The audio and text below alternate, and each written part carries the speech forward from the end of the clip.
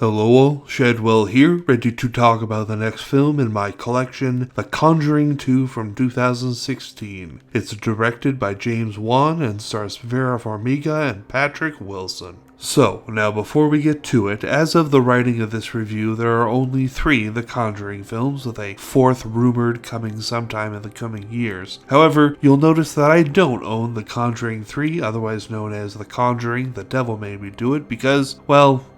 it sucked too much. Okay, I may have a problem with the verifiables on Ed and Lorraine Warren, and I most certainly believe that the Amityville haunting as decried by the Lutz family was a fucking hoax, but I gotta admit, the opening of this film, where they do a little taste of a seance of the Amityville haunting in 1976 after the Lutz family fled it and cried wolf, that sequence is fucking golden, top-tier good shit. From the Insidious-inspired trip into the further-like space for Vera Farmiga's Lorraine Warren to venture to a pretty faithful recreation of a photo that seems to show a boy peering around a corner on the staircase that was caught during the actual investigation that I can't readily explain, to the actual line of Lorraine's to Ed that this is as close to hell as she ever wants to get. The opening of The Conjuring 2 is just fucking aces, and that energy does not let up for the entire film, which focuses on a haunting of a single-parent family across the pond. The only real difference between this and the first film is that when they made this, they knew they were creating a universe of The Conjuring, and so characters like Valak the Nun Demon and the Crooked Man are characters that were going to have their day in the spotlight further down the road,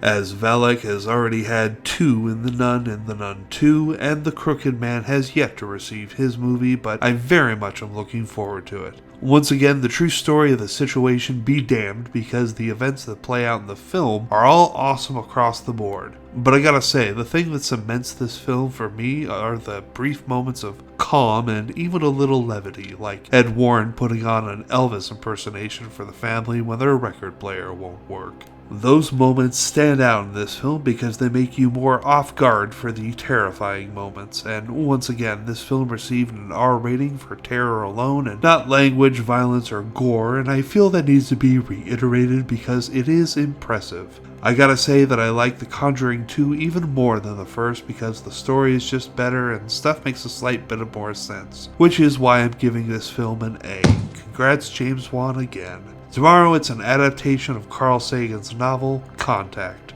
See y'all then.